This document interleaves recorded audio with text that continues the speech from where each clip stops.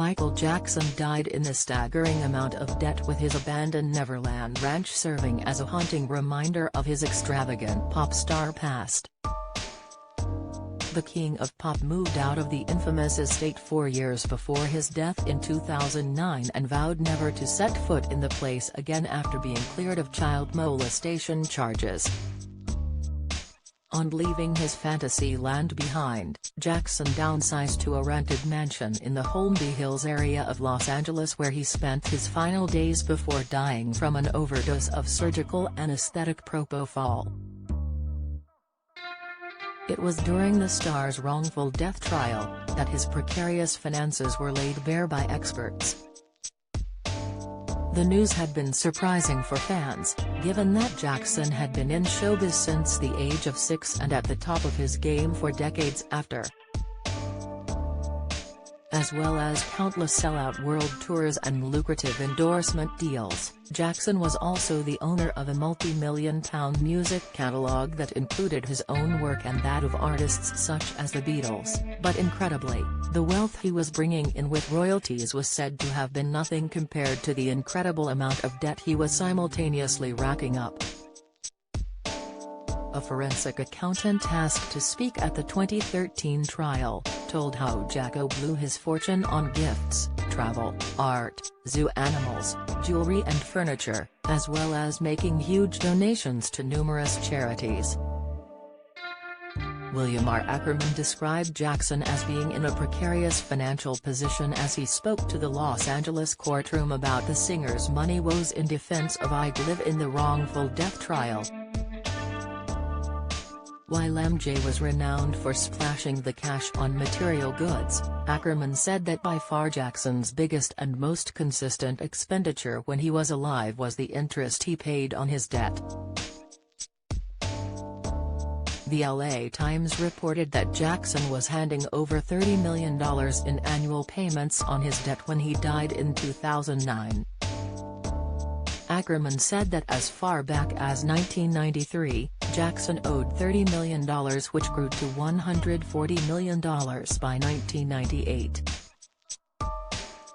When he died in 2009, Jackson was somewhere between $400 million to $500 million in debt, Ackerman told the court. He was tapped out, the accountant added. Ackerman also revealed that Jackson received no loans after 2007 and was 3 or 4 months behind payments of his San Fernando Valley home where his mother lived at the time of his death. During the trial, the CPA also revealed that Jackson's tours in the 1990s had not been great money spinners.